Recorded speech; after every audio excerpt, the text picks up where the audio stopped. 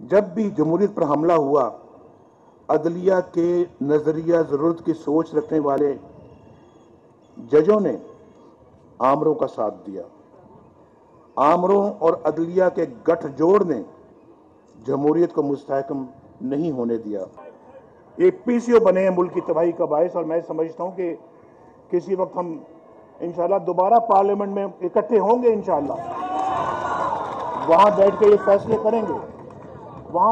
फैसले करेंगे,